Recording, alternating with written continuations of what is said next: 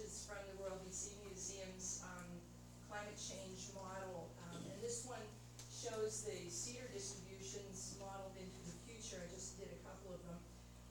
And we want to take a look here at Vancouver Island, again, looking at the CDF zone on Vancouver Island. Marlene will click it here and you'll see as this moves from the present situation forward through to 2050, and you'll start to see how the cedar, the color's kind of funny on there, but you'll start to see how the cedar start to disappear as of 2050 on Vancouver Island. And then if you click it again in 1980, you can see that what we typically think of as the type of ecology that would support western red cedar just isn't going to be here anymore. And in fact, it's moved quite a bit farther north.